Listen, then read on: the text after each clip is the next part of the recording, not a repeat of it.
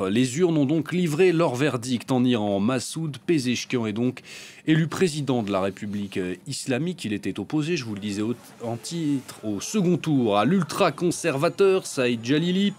L'élection, toutefois, ne devrait pas avoir d'influence très grande sur le régime, l'essentiel du pouvoir étant détenu en Iran par le guide suprême. On va justement faire le point avec le correspondant de France 24 à Téhéran, Siavosh Ghazi. Bonjour Siavosh.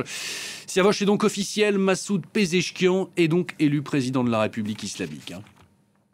Absolument. Selon les derniers résultats, il obtient 54% des voix au second tour, contre 44 environ pour son adversaire ultra-conservateur Saïd Jalili. Entre les deux tours, à peu près 10% des électeurs, soit à peu près 6 millions d'électeurs iraniens, se sont mobilisés davantage pour aller voter.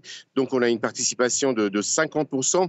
La plupart de ces voix sont allées donc du côté de Massoud Pezeshkian et un peu moins vers Saïd Jalili. Donc c'est une victoire pour Massoud Pezeshkian et le retour du camp réformateur et modéré au pouvoir après 3 années de présidence conservatrice, donc avec Ebrahim Raïssi qui est mort dans un accident d'hélicoptère il y a environ une cinquantaine de jours.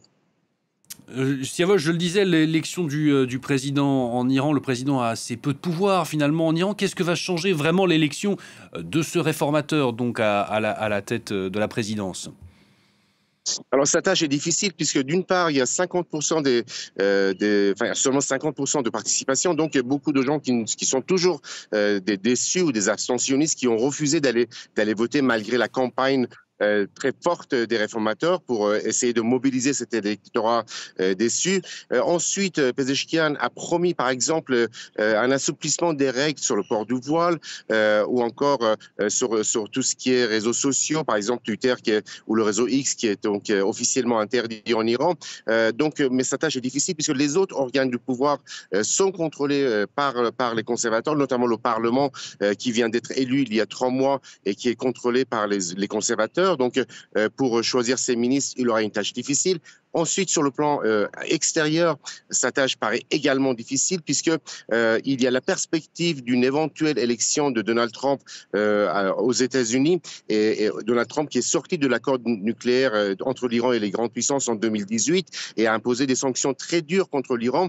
Alors, le dialogue sera très difficile, comme il l'a promis. Le dialogue sera très difficile pour relancer cet accord nucléaire avec les grandes puissances, puisqu'en face, il y aura très probablement un Donald Trump et une équipe à la présidence américaine qui sont très durs vis-à-vis de l'Iran.